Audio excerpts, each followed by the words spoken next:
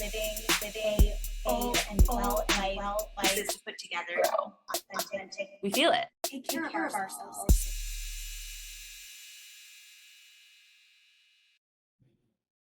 Hello and welcome back to the Wishing You Well podcast. I'm Amy Albero. And I'm Catherine Van Eyck. We're both licensed therapists, and we spend our days learning from our clients about their experiences. And on Wishing You Well, we want to continue to learn from others. So we share and hear stories about how we each navigate our own journeys to well-being. Today on Wishing You Well is a very interesting story, and I actually am interviewing Amy and her husband, Chris. So if you don't know already, Amy and Chris are the co-hosts of Reactivity TV, Revive's other podcast on YouTube, and they typically will talk about reality TV, The Bachelor, and all of the relationship dynamics that go on in that world. So we thought it would be a great idea for us to learn a little bit about them and their relationship because, what do they know about relationships? Well, they actually know a lot, and they tell us all about conflict, how to handle conflict, making important decisions and having difficult conversations, as well as how to keep their relationship alive after all these years. So there's lots to learn from Amy and Chris from a relationship point of view. Plus, it was just a delight to have this conversation with them. I loved it so much, and I think you're going to love it too. So before we get into our episode today, where we'll talk quite a bit, let's talk about self-care first. Do a quick self-care check-in. We love to start with our guest. Can you give us just a quick idea of what self-care looks like for you these days? Yeah, it's an interesting question. As you know better than anybody, my self-care deviates significantly from what I think most people would consider to be self-care. Find a lot of therapeutic value in checking things off the list. And that sounds crazy to people, but I have a very long to-do list. And a lot of the things on my to-do list are practical things that have to happen, like go get the dishes done, take the trash out. But a lot of others are things like work on the Revive staff portal and things of that nature. And even though they are work, I actually find a lot of, I feel like I recharge batteries for the practical stuff that I have to do by working on fun intellectual projects that I want to work on. And so it's interesting to say, what do I do for self-care? Well, I go and I work on a project, but it really is true. I equate it a lot to, so my father really liked to do a lot of like carpentry type work. And even though that was work, that was kind of like his side project. And your mother likes to garden. To me, I look at it and say that's you're doing work, but it's a form of therapy, something that she really enjoys. And that's kind of how I feel. So really what I've been trying to get back to, because it's been a really busy time, is working on some of these little side projects that I want to push the ball forward on, that's kind of what it's been lately. Unfortunately, that's really all it's been, because it's been such a busy time for Revive with all of the expansion and growth that we've had, as well as some of the my other obligations outside of Revive. So, yeah, that's not an exciting answer. That's gonna probably bring people a lot of happiness outside of a few characters like myself, but that's what it looks like for me. Hey, self-care is not one size fits all. So that's definitely not my jam, but if it works for you. I do like Friday night date night. Yeah. Ooh, I mean, we'll I get to imagine that we'll talk one. about that. Yeah. What about you, Catherine? What's your self-care looking like this week? Similar to Chris, I'm feeling like there's so much happening that like my self-care is not really top of mind. And I think that I'm just leaning into the little stuff. I got a really great night's sleep last night. And that today is enough for me, because with having a 9-month-old, that doesn't come along very often, if ever, really. Like, I'm calling that a great night's sleep. I was up just a couple times, that's a great night's sleep. Not what a great night's sleep used to be.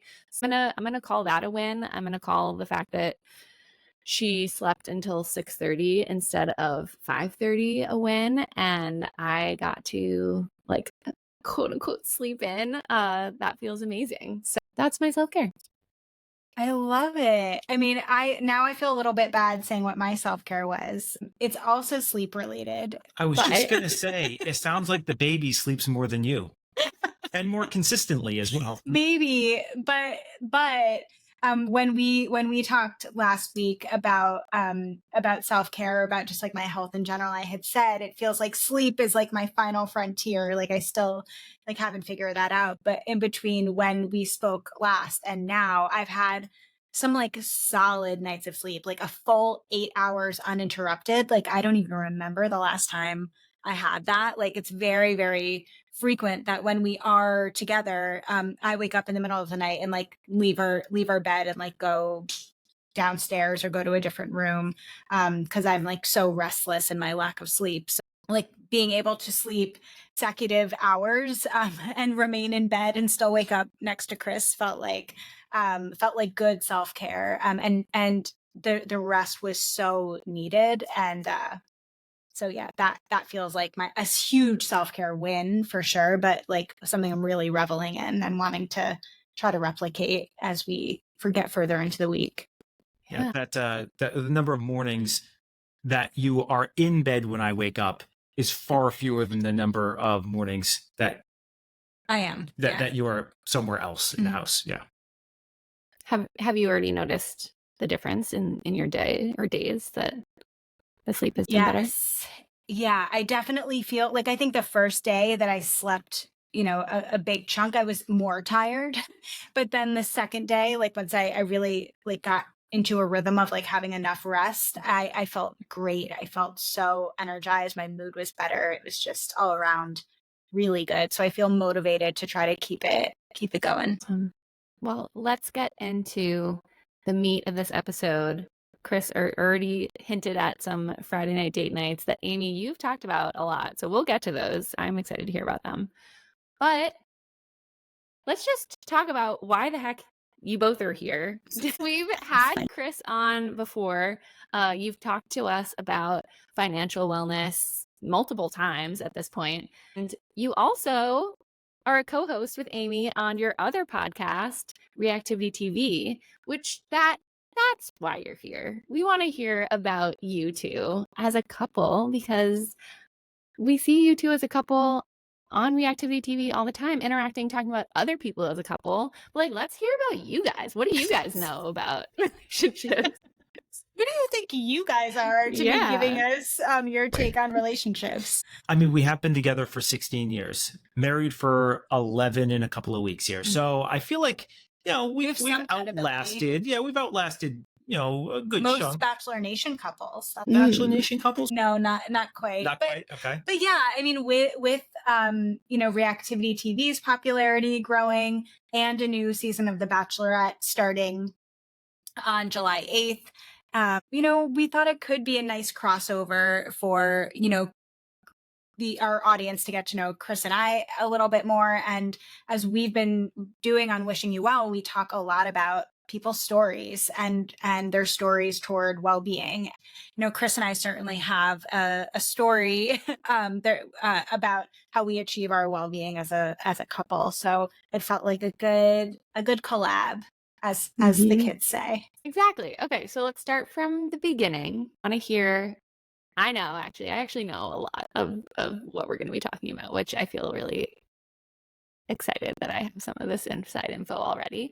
But I want our listeners and our viewers to hear the story of how you guys met. Okay. Should I tell that story? You can tell it. Okay. Because I tell it better or because I tell it more succinctly? Both. No. So it would have been 2007, September-ish. So whatever day Yom Kippur was, that was the day. I was just early in my career. I had taken a job in Manhattan. Amy was going to grad school at NYU. She at the time had classes on Friday, so she was going in every Friday. So we would actually see each other on the train platform every single Friday. And just as it would so happen, this was pre-credit crisis, the trains were packed. But as it would so happen is we'd see each other on the train platform. We'd generally sit somewhere in the general vicinity of each other each Friday. And there was definitely some looks, some eyes. We noticed each other. We'll notice some lingering, and what had happened was, well, we never talked. And then on Yom Kippur, the train was empty. It was literally the two of us.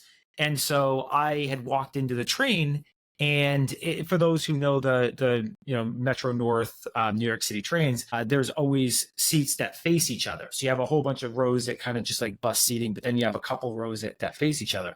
And she had come in after me and sat in one of those kind of vestibule areas. And so I, was walking up, I stopped, backed up, and just kind of plopped down across from her and just said, "Hey, my name is Chris." And she looked at me like shocked, obviously. And we got to talking.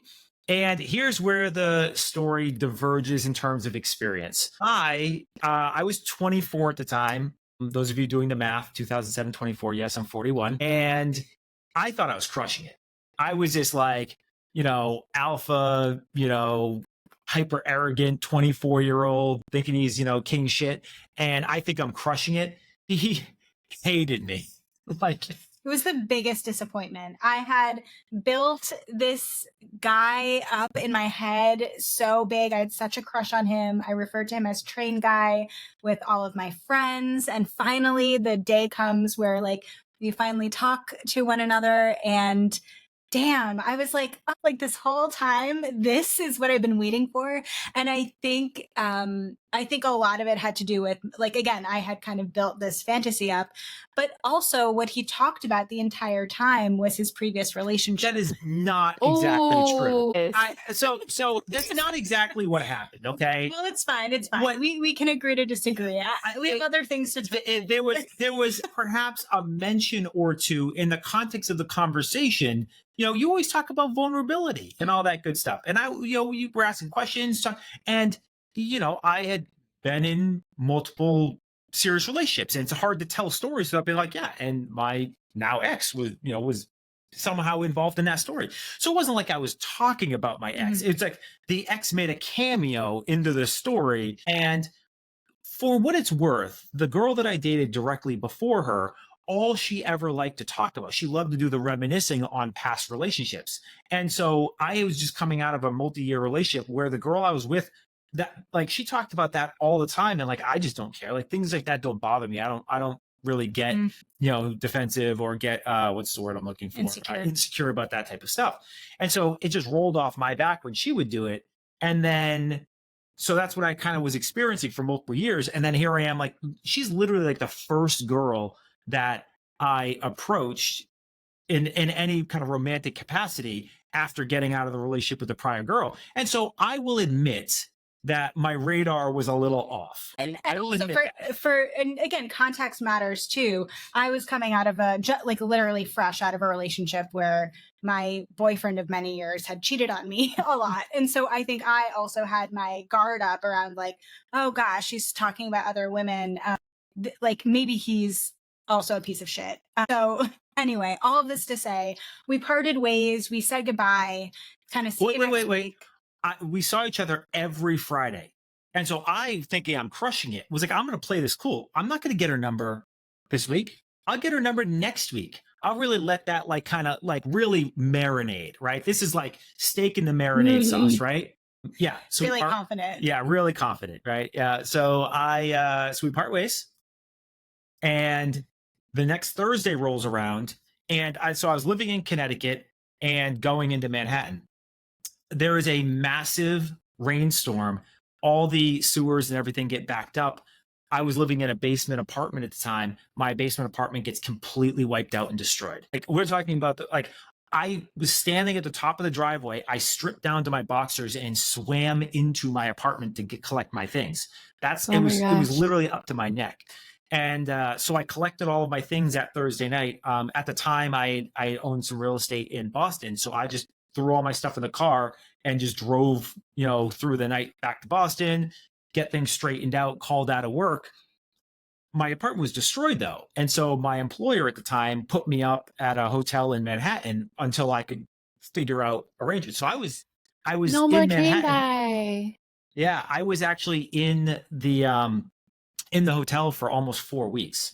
And then I finally land a apartment in Queens. but I'm like, I didn't get her number. And this whole time I'm trying to like work out the details. So finally, it's like the week before I'm going to move into the new apartment in Queens. And I call up my old landlord and said to him like, hey, what's going on with the apartment? And he said to me like, I don't understand the question. And I said like, can I have to be in, Connecticut on Friday morning. Can I sleep there Thursday night? And he's like, it's covered in mold, everything stripped down to studs. I said, that's fine. I have a pillow and a blanket. And he was like, if you want to, I don't advise it. But like, what else was I going to do? You did that all for Amy? So, so I end up, so I go down there the night before.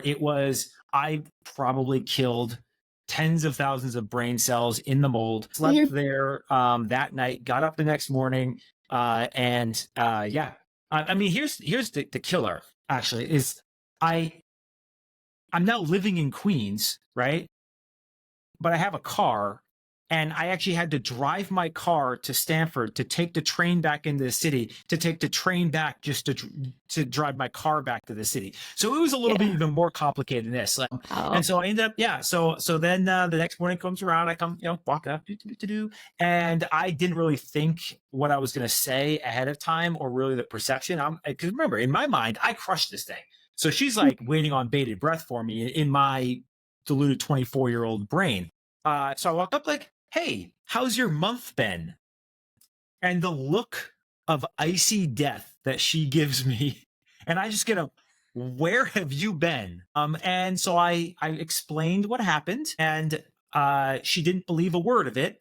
But we talked on that train ride. There was no seats for us at this point, so we were standing in the vestibule area, and we talked, and I got her number.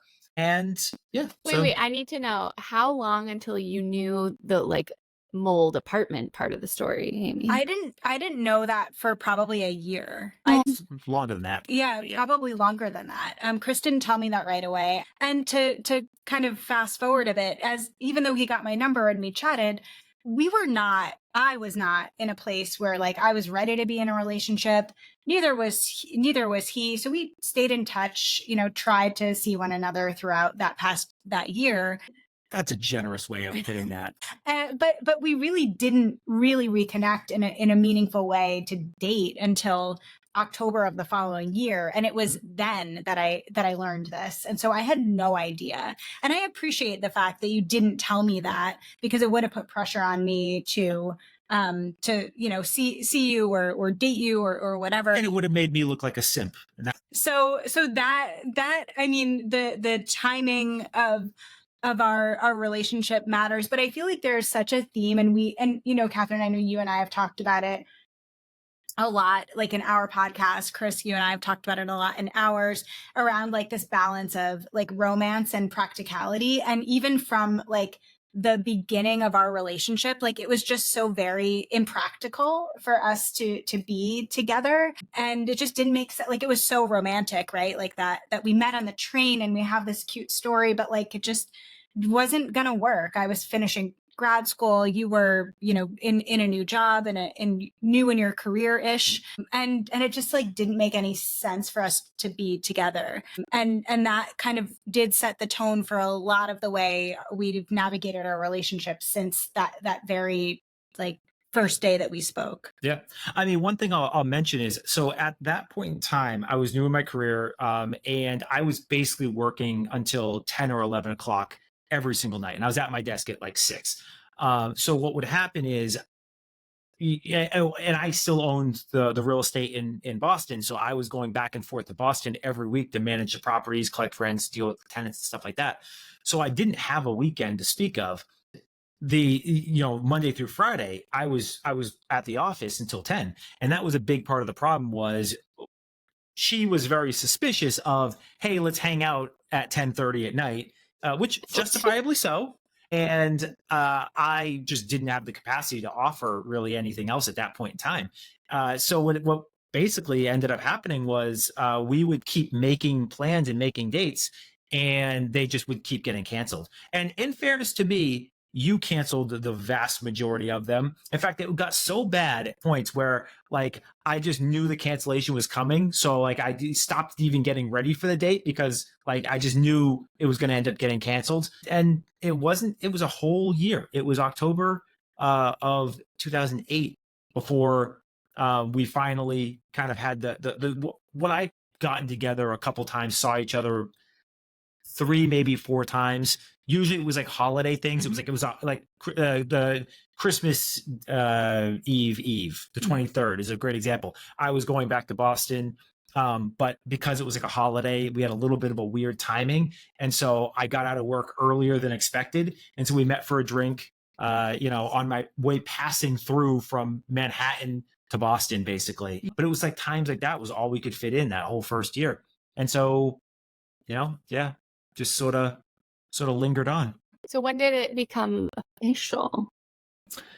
Well, so what happened? What do you want to tell this one, or do you want me to? Go ahead. You sure? Yeah. Because you have a different version of it. No, I can take this one. So I would say like what I would say is like our official first day of dating would be October 7th of 2008. That was like really our first official date. Like we're gonna do this, and the very next day. Wait! You got to tell the story. So I am out with clients. And that was early in my career. I didn't get to go out with clients very much. So I was out with clients. It was like 10 o'clock at night, and she sends me a text message. Hey, do you want to hang out? And I'm just like, yeah, I want to hang out. And so I excuse myself from this client meeting. I get back to my apartment, quick shower, quick change. I'm like, and keep in mind, this is before like there are navs and everything. Like this is still MapQuest and Garmin kind of days. So I got my Garmin out and I'm like, tell me where we're meeting. And then she's like, she starts kind of backpedaling because now it's like 10:30, 10:40 at night. And I'm like, no. I'm like, we've been doing this for a year. Like, I'm interested, but like we've been doing this back and forth for a year. Like I really like we're either going to try this or we're not going to try this, but we can't just keep doing this constantly. I was really frustrated because normally I'm the one who tries to set something up and she cancels at 10, which is fine because I'm the one causing the problem. This was the event where she invited me for something after 10 p.m. And so anyway, so long story short, she's like, okay, fine, no, let's hang out. And we did. I drove down to Connecticut, up to Connecticut, and we had it was a great time. It was like such a wonderful event. And I think at that moment, I was like, okay, like the time we spend together is a lot of fun. She's really pretty. And I kind of gotten to know her. I kind of knew where her values were and things like that already through text and conversations on the phone and stuff like that, that I already knew I was interested physically. I knew our values mostly aligned. And it was just that last piece of being together and just seeing like, how do we really click? We spend extended time together. And yeah, that was where I was like, yeah, I want to try and really make this work. Mm-hmm. Yeah. And similarly, like it just felt like once we actually spent time together, finally, like it felt good. It felt like we were compatible, like we had chemistry, all of it. It just worked. And then timing struck again. And Chris's grandfather died 2 days later. 2 days later. I got laid off 3 days later. And so so I'm back in Boston. Yeah. Yeah, because I wasn't gonna I had the real estate in Boston. And this is a layoff as a result of the credit crisis. And so there are no jobs and I'm in finance. So I am out of a job for basically 8 months. So I give up my apartment in Manhattan or Queens rather, and I go back to Boston. And so now we're doing this long distance ish. It's long distance. It's three and a half hours, 3 hours, give or take. Having had one date, having one date. But at that point, I was like locked in. I'm like, no, I was already committed at that point in time. You were also working overnights. Keep in mind, you were working overnights while finishing up grad school. So that put even, a more interesting dynamic. So during the 8 months that I was laid off, I would actually stay up so that I could talk to her during her overnight shifts. And it literally got to a point where I was missing recruiter phone calls because I basically had turned nocturnal just so I could talk to her while she was awake doing her overnights. And I was like, okay, no, this is bad. This can't happen. So, but yeah, no. So anyway, we ended up getting through that.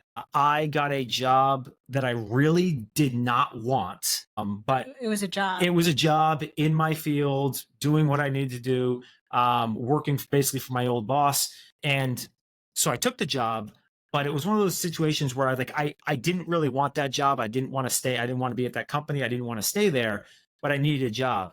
And I knew I was exploring opportunities anywhere I could get them, right? Whether that be in Boston, whether that be, in Manhattan or whatever. And so I had to get a new apartment.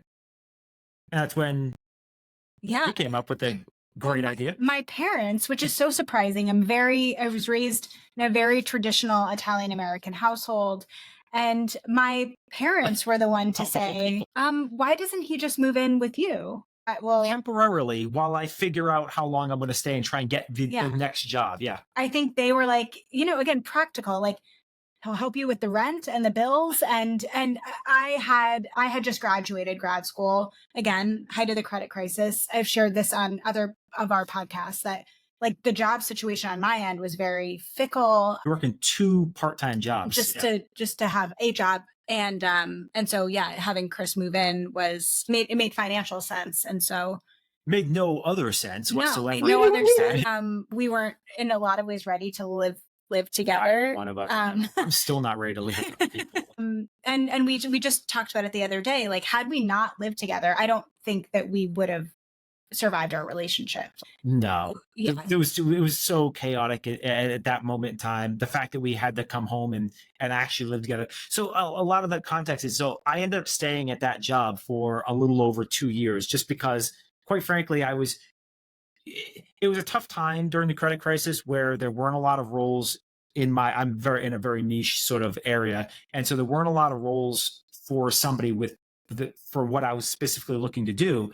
And I was kind of in this in between of too senior for some and too junior for other. And there was not a big sweet spot. So working for my old boss kind of helped propel me to get to that next level. But it did mean that I needed time to sort of senior up a little bit to get that next job. And so I ended up being there 2 years, but literally every single day I was looking at the exit. And so we kept having conversations like, oh, I guess it's going to be another month I'm here. It's good. And that's what it was for like at least the first year. And then I think after about a year, we settled in and we're like, okay, no, I guess this is just it for now. And for good or bad. Yeah. I mean, I had a 2-hour commute. I was all the way down in World Trade Center area of Manhattan. And we were in Norwalk living at that point in time. So I had a 2-hour commute each way. Yeah. I was literally getting up at 4:45 in the morning and I was not getting home until midnight most days. So like add that on top of everything else. It was a crazy time. So and I was still going back to Boston a lot. So you were living together, but still not seeing each other a lot. Yeah. Yeah. I guess that's also a theme. That's a theme of our relationship. Hey, did we just hack how to be in a long-term relationship? Just don't see each other. See, that's not true because we went a solid like 10 years where we spent every day together. Yeah. We did not spend a single night apart for probably 10 years. Yeah. And you've talked a lot about the practical part, about the reality of jobs and living and making a living.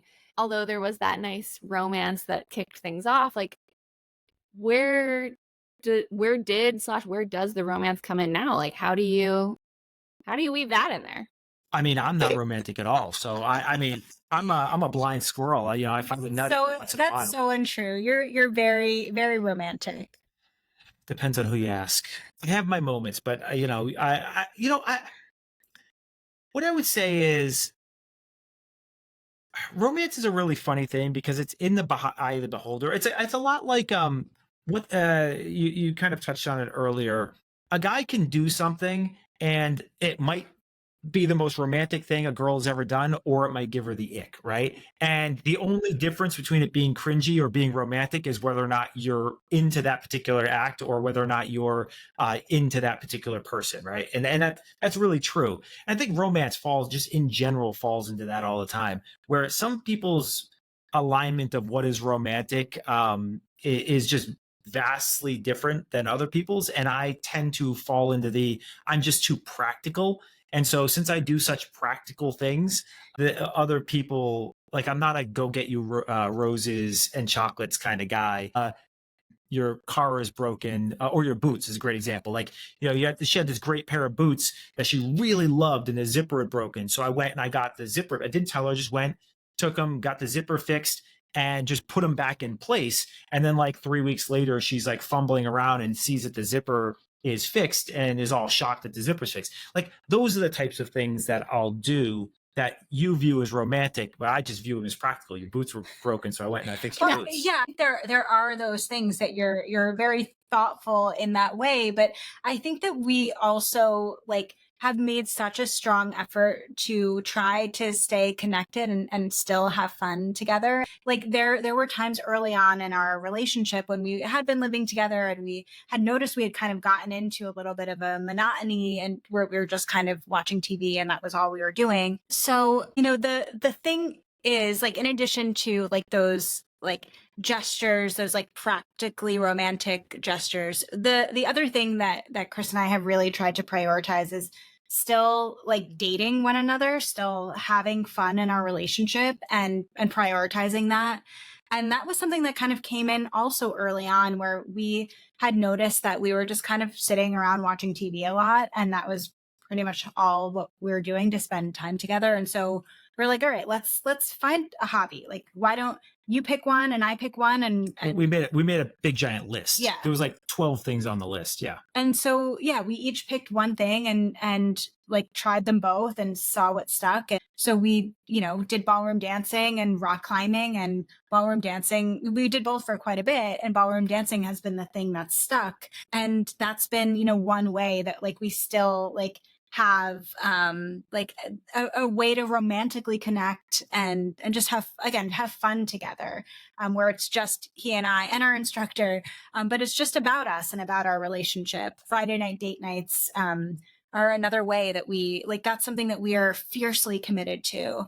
And that really came about due to COVID. So what was happening is we had joined a private club, really to meet new people and stuff like that. And being a business owner can be quite lonely at times. And so there was an opportunity to kind of meet other people in similar situations. They can to commiserate and to network. So what happened was, during COVID, we were both, everyone starts to work from home. This is sort of a new paradigm for everybody.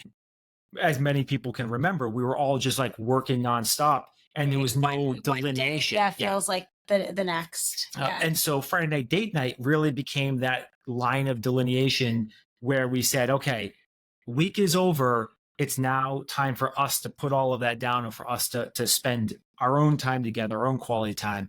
And we've just continued that. And we are pretty fiercely protective of that, where we go religiously every Friday. If for whatever reason, say she's traveling on Friday, or we have some other event on Friday, then we'll either reschedule to like a Thursday or a Saturday. But we really take great care and great pains to make sure that we maintain that. Mm-hmm. And it's some of the some of the fun, most fun that I have. There's a couple of things that I think are really relevant to why it's so special. Part of it is that the phones don't get taken out. We happen to go and we do date night almost always at the private club, and phones are not allowed, except for in a few very exclusive areas. And you'd be really surprised, I think most people, if they were actually paying attention to how much of the time they spend with their partner is actually spent looking at their own phone. And once you remove that, how much more connected and how much more valuable the time you spend is. And that's something that I think that the club in particular really, kind of hit home for us Mhm. in that regard, and something we now really value. Well, and the other thing, I think Friday night date nights were also a response to, Chris and I work together a lot. And so a lot of our conversation is about work. And I think there was a point in our relationship, especially early on in Revive, that all we talked about was Revive, like in a sense, like that I imagine as parents, your main focus is like in talking about your baby. And so, we needed also a way to reconnect as husband and wife, and not just and so Friday night date night, like it's very, very common. I'll say like work is off the table. Like I do not want to talk about work. I just want to talk about us as people, and that has been also something that we've just gotten in a habit of doing, and trying to create space and time to do that. This weekend we were like sitting at the pool, and we had just put our phones down, and we just talked for 2 hours, and we were both like, wow, that was so nice to do. Like we had both brought like a podcast or book or whatever to listen to independently, and we didn't do that. And so it was nice. We also, speaking of that, like other ways that we try to like, again, have fun and whatnot, like we listen to a lot of podcasts together, we listen to audiobooks together, and it's just a way for us to connect about something that is kind of outside of our day-to-day, outside of ourselves. And I think that's also helped us kind of, remain curious about one another, and still asking questions like, what would you do in this scenario? Like it's just kept us, again, still in that mode of getting to know one another. Because while we've been together for 16 years, like we've also changed so much over those 16 years. We've grown up together in a lot of ways. And so I feel like I'm still getting to know Chris even after all this time. There's a couple things you touched on there. So first, a lot of people say, well, you watch TV together. How is that different than listening to a podcast together or listening to an audiobook together? And my response is they're vastly different. One is, there's more. He's so annoying to listen to a podcast and a audiobook too, I'll say, because he's constantly like, he's so engaged in such a different way. Like he'll constantly say like, okay, let's pause it. Hold on. Like pause. That's more fun. I'm with Chris. Well, yeah, I mean, so one thing is, I think, and people who have listened to Reactivity TV, hear me say this all the time, but Hollywood doesn't produce much of value anymore, and most of the TV shows are complete trash and garbage. Podcasting is generally just more interesting. It's oftentimes more intellectual, and because it's a kind of an open medium that anybody can get into, there's a lot of great stuff that we just never make it through, kind of the mainstream Hollywood or media channels. That's actually really fascinating to listen to. Same thing, like, the authors out there and some of the books that are out there. TV, you're kind of stuck with whatever's on TV. And there's a lot of it, but it's curated in a lot of ways. Whereas books, there's so many great books out there that you can listen to from all different time periods. And I'll be the first one to say it, and people can disagree with me if they want. Literary authors tend to have a stronger, or a more sophisticated hand in telling stories that elicit more intellectual conversation. And so I think they're so much more interesting to engage in together, and to pause and talk about and ask questions about. But anyway, all that aside, the other thing I want to bring it back, because you talked about how the business was consuming a lot of our conversation. And I do think that there's a relevant synergistic piece that other people that aren't business owners can sort of relate to. And that is, there's a remarkable amount of synergy between being a business owner and actually being a parent in very weird ways. People get all that weird. might be offensive to parents. Well, people always get, people always get weird and weird about how like trying to equate anything to be a parent. And hear me out. The thing about being a parent and being a business owner that are overlap pretty significantly are they both give you some great feelings of joy and accomplishment and successes. They also can bring you to significant lows at times, and they are a never-ending conversation point between people involved, i.e. parents or the business owners, and they give you a never-ending quantity of material to fight about. So in those 4 ways, businesses and children or being a parent are very similar. And so I think a lot of people, when we talk about the struggles of being a business owner, you can actually sit there and equate them in some ways to you're constantly talking about the business. Well, for the average parent out there, they're sitting down with their significant other, and they're talking about things that are going on with the kids' lives and how consuming that can be. And as a parent or as a business owner, sometimes, yes, those are all important conversations, but you also have to make sure that you connect as a couple and not just as being two parents. Just like, we don't have kids presently, and it's important for us to connect as a couple and not just as, two people that are engaged in a business together as well. Did I get there? Did all the moms and dads out there I don't know, get off the pitchforks? I'm not offended. However, I'd like to. I'll ask my husband, who owns a business and is a parent, if he agrees. So, okay, you talked about conflict in there. Tell me about how you two have navigated conflict, whether it has been around the business or elsewhere. Tell us about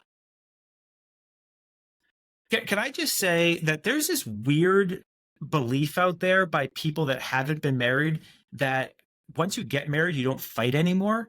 And then I hear this all the time, and I'm like, that is ludicrous. 1, 2, I just be clear. I think that we have an unbelievably strong relationship, and I would not change it or trade it for any relationship out there. And we fight all the damn time. You're fighting are we fighting? No, when two people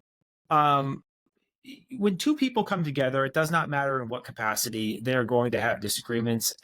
It's just something that's natural. It's something that's going to happen. If you're in a great relationship, in my opinion, not to pass judgment on all relationships, but a good relationship is being with somebody who's going to challenge you, being with somebody who's going to drive you forward, somebody who's going to force you to think about things differently, to consider things that you wouldn't have considered, and to ultimately push you forward in some way. And that doesn't happen if you guys don't come into conflict at times. We also all just have slightly different needs. It just the dynamic between men and women. We have different needs, and I'm not going to necessarily know or understand these until we've gone through a period where I haven't facilitated some of those needs and provide an opportunity for those to get met. And that's all requires conflict. Conflict is not a bad thing. It's a healthy thing, like everything else, in moderate amounts. Sure. Well, and I think the thing that we had to figure out was what that was going to look like for us. And we deal with what I'll say discomfort really differently. If something's bothering me, again, as a therapist, I want to talk it out. I want to get to a resolution. I want it resolved. Chris, on the other hand, he has an incredibly high threshold for discomfort. Things could bother him. And imagine he doesn't say anything. I don't know, this man, I don't. But I think that also caused, so our pattern or our differences in the way that we handle discomfort or things that bother us were really different. And so I would feel like just anything could bother me and I would want to talk about it. And he would kind of not really see it as getting to that. On the other hand, I'm also a problem solver. Sure. If I hear, and it took me a long time. I didn't grow up with sisters, so I didn't understand the whole, sometimes you just want to talk about some issue you're having, but you're not necessarily at that moment looking for a solution. It took me a number of years to realize I have to ask, am I listening or am I solving here? Mm-hmm. And I think that that's really important to understand what your role is in different situations. Yeah. And I was slow to pick that one. No, I'm glad you did. But you, on the other hand, I know it takes you a lot to get frustrated, or a lot to get frustrated to the point of wanting to engage about it. And I wouldn't say you're necessarily conflict averse, but I think you value your energy and your time really highly. And so I feel like for you, it's always weighing like, is whatever is bothering me really worth the time and energy that it's going to take to talk this out? And so It's a value proposition. right. Yeah. And so when Chris gets frustrated with something, then I really know like, okay, I really need to take this seriously, because he's not like me. I don't have any discrepancy or discriminate around like what's going to bother me. I want to talk about it no matter if it's, I stubbed my toe and it hurts, or like this person said something that really pissed me off. So that was also a thing that I had to figure out, is when he was coming to me with things that bothered him, like they really bothered him. And especially when they were things that I did. And I think that also was a part of us trying to figure out how to communicate to one another, because he would essentially be noticing the accumulation of frustration with maybe something I was doing, but wasn't communicating with me about it until it was, again, big enough where he felt like I need to address this now. And I've had to say to him, like, just tell me when you notice it so I can fix it, instead of it building up. So I think, and I had to learn how to, again, be more communicative with him, as he just pointed out. Like, yeah, if I stub my toe, I don't need you to find the piece of wood that I stubbed my toe on and fix it. Like, I just need to bitch to you that like I stubbed my toe and it hurts, and just sit in the suck with me for a second. And so I think we had to kind of learn and figure out like our own relationship to being able to communicate about frustrations in general and frustrations with one another. But yeah, we have conflict. And I think having a business has definitely given more opportunities for conflict. We also come at the business from two very different sides of things. Correct and incorrect. I'm kidding. But I don't have the subject matter expertise around the financial side of things that Chris does, and he doesn't have the clinical Empathy is the word you're looking side of things that I do. And so sometimes we do butt heads around like what is the right decision to make, what is the best path forward, what is the best way to handle something, and we can really get into it around like what we both feel is the right thing. And I think we've also come to a place of we can both be right, but there's maybe one right decision for this particular path forward. And I think that has been really helpful. I also have gotten a lot better in saying like, yeah, I got it wrong. Like we just had a conversation today where I was like, yeah, I handled this whole thing wrong. Like, and you were right. I should have listened to you from the beginning. And I think that I also have like let my ego, I think, go away and saying like, okay, I fucked up. You were right. Well, I think you just said the really important thing there, and that is success in a relationship is predicated heavily on how much you can let your own ego go, because loving somebody is wanting to make sacrifices to better their life, their life, and create greater opportunities for that person. And if you yourself have an ego, or you're looking for what you want to get out of something, or you're considering kind of keeping track or keeping score, you just can't perform those sacrifices for the other person. And all that is going to do is eventually breed tension, breed resentment. And so, yeah, the giving up of ego. Nobody's ever gonna who's ever met me is ever gonna say that I don't have an ego. It's pretty clear. Everybody knows it. But in our relationship, I try very hard to make sure that I'm always paying attention to what her needs are, what her wants are, things that I can do to make her life a little bit better. If cooking dinner means that, it's going to make her night easier, then that's what I want to do. If going and, taking the trash out or fixing, some doorknob or something like that, that's bothering her is going to, even if it inconveniences me, if it's going to make her life a little bit better, then I want to do that. And that is a relinquishment in many ways of one's own ego. And I think that oftentimes just gets in the way of being successful, right? Two people that can be very compatible, but if they can't put their own egos away, how successful can that relationship really be? Well, clearly in any type of conflict you both have had, it requires difficult conversations.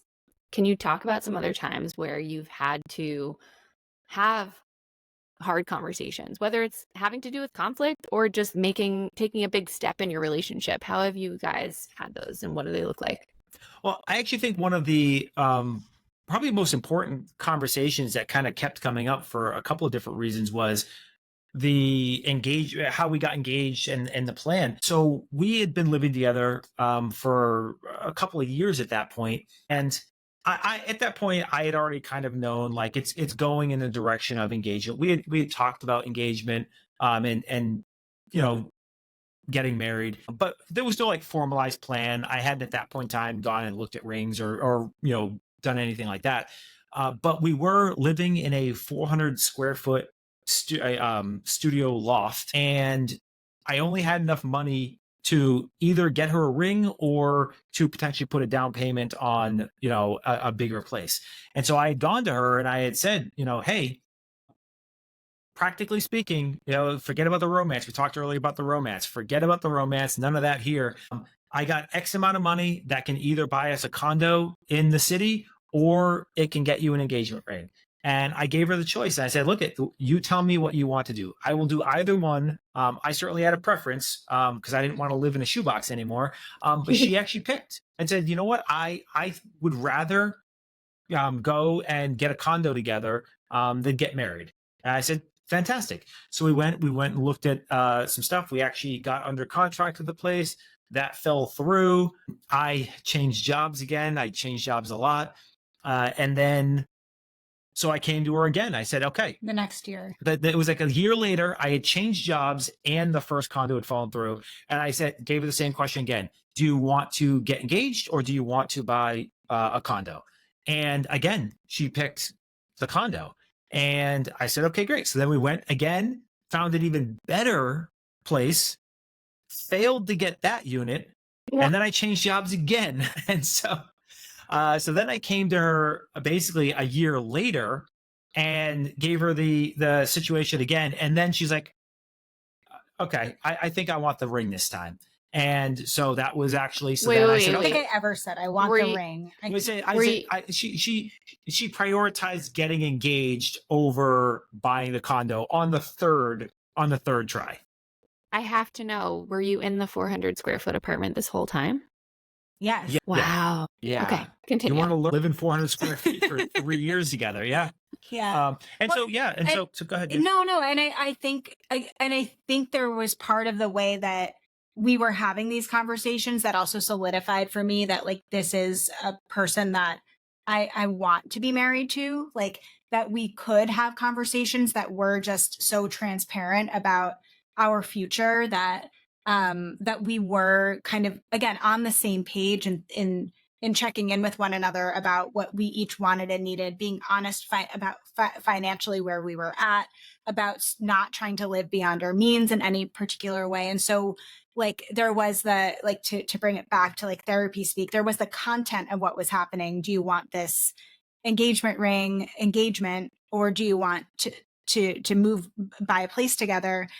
But then there was like the deeper process of what was going on where we were really trying to navigate our future together. And we did it really through a partnership and through like a lot of communication. And that was telling me a lot about who this person was and what it would be like to be in a long-term committed relationship with him. And so I think that also solidified for me, like, this is someone that I want to share my life with in a meaningful way via a marriage, but in a lot of other ways, like it was never like to the juxtaposition between me and the Bachelor, Bachelorette is like, I was never like a ring chaser in that way. I really just was more about like, let's like find a way to commit to one another. Even when we got engaged, I was like, we don't actually need to get married. Like we don't. Yeah, we had a relatively long engagement. It probably would have been longer if it wasn't for my mother. Yeah, and I think there was even in the way that I engaged around our engagement, I think also was solidifying for him around like our similarity in values and our similarity in like it's not just about checking the box of getting engaged, getting married. That like we view life in the same way, and I think that that was for both of us helpful in us choosing one another for for life, essentially. Yeah, you're not getting rid of me. I'm not starting over. But there, you know, we've also, like, I think that's part of, like, we've always been so good at communicating. And You've always been good at communicating. I talked about this in the last reactivity. And as we talked about earlier in our first conversation, I was not always good at communicating. You taught me how to communicate. I think I caught you at the right time, or you caught me at the right time, because I was, again, as Chris said, fresh in grad school. So like, I'm learning all the tricks about how to communicate and how to communicate directly. I didn't grow up with direct communication. You've seen my family. And so I think I was just so, you know how it is, Catherine, like when you're like just in the throes of grad school and you're learning how to be a therapist, like I was doing all of that with you, and I was really emphasizing a lot of that in our relationship.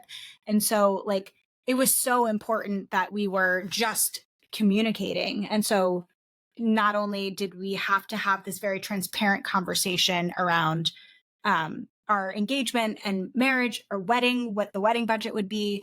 I was wrong on that one.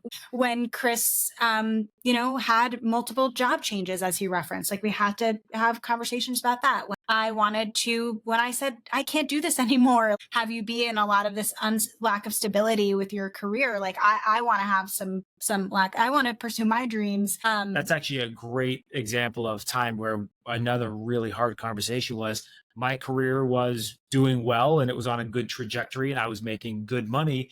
And I'd been in it for about 10 years, and you were really kind of ready to go and create Revive and do all of this other stuff. And we had to have a really hard conversation about it would be very difficult for you to have started Revive and with me still in my prior career, given the instability in terms of how often I get laid off relative to, how often I'm employed, and, kind of the benefit situation and everything like that. So, especially since the early part of the company was not going to be able to substitute for the income I'd been making at that time. So that was a really hard kind of decision and conversation that ultimately led me to taking a more stable job and giving you space to, and a pay cut and all that stuff. And so how we had to kind of figure out, like, how do we make these decisions with also not holding resentment toward one another, because of the decisions that we're making. Like there's sacrifice on both ends in a lot of ways. And I think, again, we've always tried to have as much foresight as possible of like, okay, well, if this happens, then, I might feel really guilty about like you giving up a career that you love. Like, what are we going to do? And so I think like we've really tried to think about, what we want now, but like, how is this also going to impact us in the future? And trying to talk through that as much as we can and have those conversations when they come up too. For good or bad, I'm not somebody who has a hard time holding back or saying what his problem is or saying what he needs, which has its benefits, also has its drawbacks at times. But I'm also not known for shyness or subtlety or kind of deception, I would say. When we were deciding what was going to happen, specifically with kind of the career path that we were going to all do and that ultimately led to Revive, it was a conversation, not so much about, okay, you have to sacrifice and I get what I want. It's more of okay, I'm going to sacrifice, my career that I enjoy. What can we do around your stuff that will bring me some joy, right? And in our case, I love owning real estate, right? And so it was, hey, guess what? I get to be the landlord for all of Revive's properties and offices, right? Well, you also went back to grad school. I did grad school, did some new certifications, did a lot of different things that I otherwise wouldn't have time to do as well. So it was, so it works out. And I get to be here to support her, and she gets to live her dream. In a lot of ways, I like to say, for the first 10 years of our relationship, it was very, I was driving the decision making. She was going to take a job wherever I was going. I was, going to make the lion's share of the income, but I would have a job where I could have really solid health insurance. She provided the health benefits and the stability and stuff like that. And then at roughly about year 10, we switched, and she got to pursue her dreams now for about 7 or so years it's been, or 6 years, I guess. And I'm the one who's got the stable job providing the health insurance, and got 3 more years to go. there's revival won't need me anymore, and so Yeah. But I've kind of gotten lazy. I've gotten used to not getting home at midnight and not having to be at the office at 5 a.m. So I might not have the chops anymore as an old man. Well, like you both have said, I mean, parts of your relationship have evolved as your life has evolved over time. And what stayed constant is you two, and that willingness to put in the work and try to make it work. And I think that that's such a beautiful thing, and so amazing that you guys are really, really adamant about working on each other and being with each other and having your relationship the way that it is. Do you have any lasting remarks for our Wishing You Well listeners and or our crossover Reactivity TV viewers that you want people to know about you, your relationship, what it takes to make a relationship work? You have had a lot of wonderful nuggets on that, but anything else that you'd like to add? Go ahead. What do you think? You're the smart one of the two of us. I think the thing that we both have really tried to do is be one another's like biggest cheerleader and biggest supporter. I'm getting emotional saying that, but I think that like in relationships, like so often like it's so easy for one person to eclipse another, or again one person's needs to be at the forefront. The thing that I really value about my relationship with Chris, our relationship, is that I feel like we do a really good job of trying to elevate one another. Yeah. Support one another. Trying to keep like our individual pursuits still alive. And so I think that's also really important is, we've talked, you and I, Catherine, have talked about this in a Love Languages podcast way back when, like that words of affirmation piece for me to say to Chris, like, I'm so proud of you, or I really appreciate everything that you do to like facilitate our lives to be the way that it is. Like I'm very diligent about making sure that Chris knows how I feel. And I think that has been really impactful to us kind of continuing on this path. What do you think? Yeah. Well, I got a couple of thoughts. I mean, the way I kind of look at it is find somebody that you don't think you deserve and you appreciate every day that somehow this person has, degraded themselves enough to be with you. And then wake up every day and try to be worthy of that person, right? A great relationship comes about when both people feel the same way. I genuinely believe that I could not do better than Amy. And that is a true, genuine belief. And I wake up every day knowing that she could replace me with a million other guys that would be better for her than me. And so I just spend every day of my life thinking about how I can be worthy of her. In conversation, she could be lying to me, I don't know. But in conversations, she oftentimes expresses a similar sentiment. And I think that is a real place. And if you are a person who is not capable of thinking that there's somebody that couldn't live without you, then you need to be a patient of Revive. Check the show notes because there's definitely people that are worthy of you. So what I would say is that is probably the number one thing is find somebody who you don't think that you're worthy of and attempt to be worthy of that person every day. And a great relationship is founded when both people feel the same way and both people are engaging in that. And that comes back to kind of the lack of ego, is a big piece of it. Yeah. I think, yeah, we both try to make one another better for ourselves and better for one another. I think that's a really big thing, big aspect of our relationship. Yep. All right. Well, Chris, thank you for joining us here at Wishing You Well. Well, thank you to Chris for being here and for, of course, being my host on Reactivity TV, but also just such a great partner. And thank you, Catherine, for interviewing us, and for all of you who are listening, following along with us. We always appreciate all of the shares, reviews, follows, subscribes on Spotify and Apple Podcasts. Also, you can check out this episode in video form on our YouTube channel, Wishing You Well by Revive Center for Wellness, if you want to see the full video version of me and Chris and Catherine together. You can also follow along with our other podcast, Reactivity TV, also on YouTube exclusively at Reactivity TV. You can follow Wishing You Well on Instagram at Wishing You Well Pod. You can follow Catherine at Catherine Van Eyck, me at Amy Albero LCSW. Be sure to send us emails with your comments, your feedback, your suggestions, wishing you well at revivecfw.com.